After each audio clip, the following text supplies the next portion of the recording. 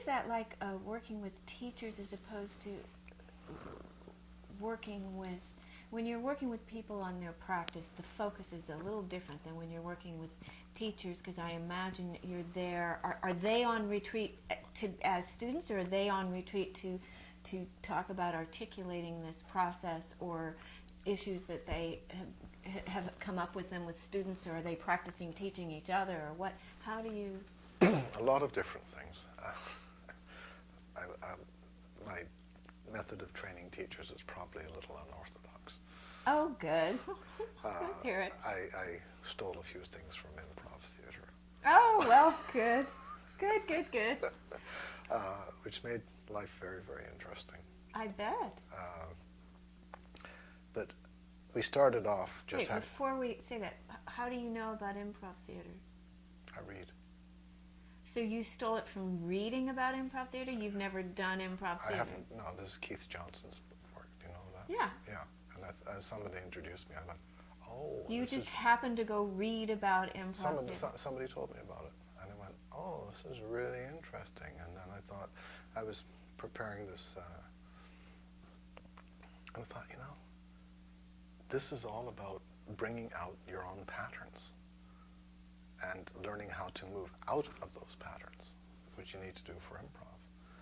And I thought, I can use this. And so I looked at his various games, as he calls them. Mm-hmm. Okay, now how can we adapt that one? Do you want me to give you an example? Sure. Okay, so... I've probably done it. High status... 20 years, 30 years of it. High status, low status? Uh-huh. Okay, so he has a whole bunch of things about putting two people and having them reverse their status and all kinds of things. They can do one sitting, one standing, or how they stand, or what their relationship is. Now, so one of the ones that I used was an exercise where you're a high status person and somebody else is playing low status. But a lot of people are really uncomfortable, particularly in our society, of playing a high status person.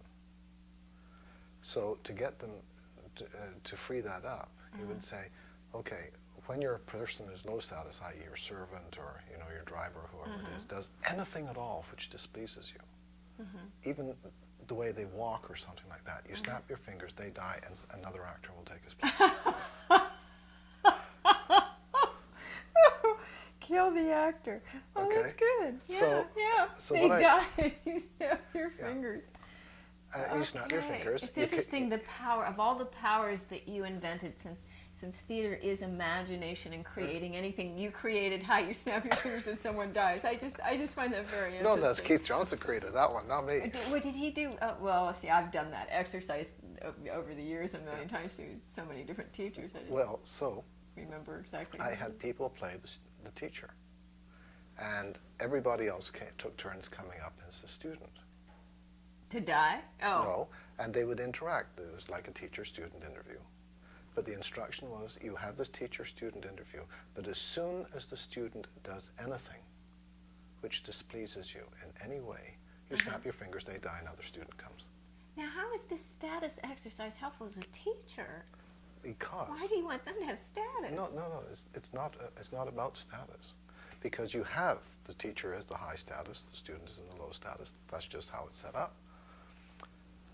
What I wanted... I could talk about that, but well, we can go there, but I mean, traditionally. Yeah, traditionally, yeah, absolutely. Okay. And what I wanted to... so I'd have this come up, and it'd be 2 or 3 seconds into the interaction, snap fingers, student dies, and go on. But one teacher, and this when we were doing this, she's sitting there, rolling her eyes at what the student has said. She hasn't snapped her finger.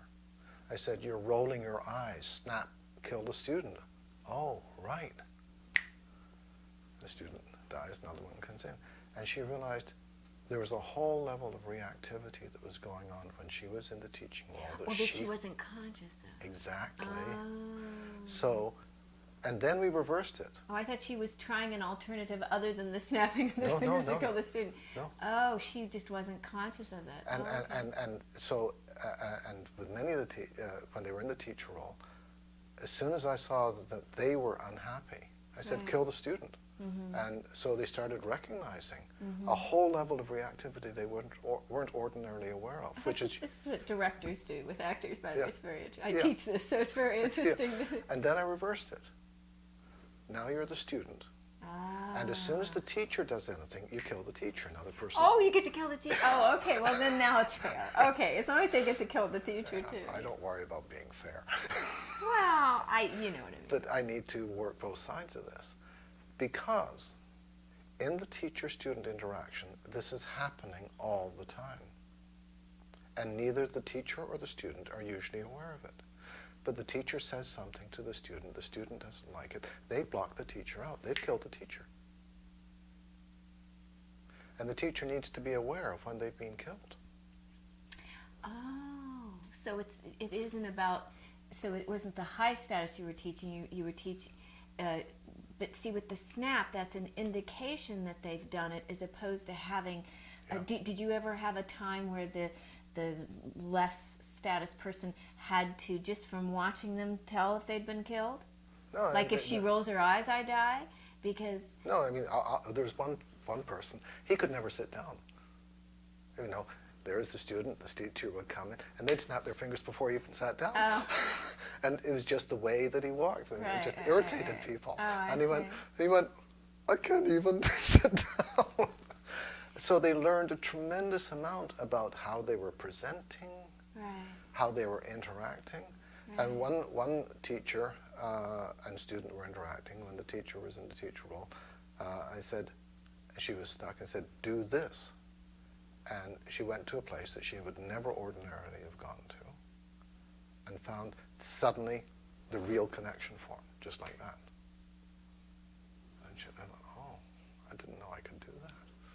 So that's what I mean about borrowing the stuff from improv, but adapting it, because it puts people in touch with a level of reactivity. And they were really, they were very appreciative of the exercise, and they were really, really jarred by it, because they had no idea that they were going to have to do something well, like not that? only that, I've been talking to them about how present they need to be in the teacher-student interaction. Right.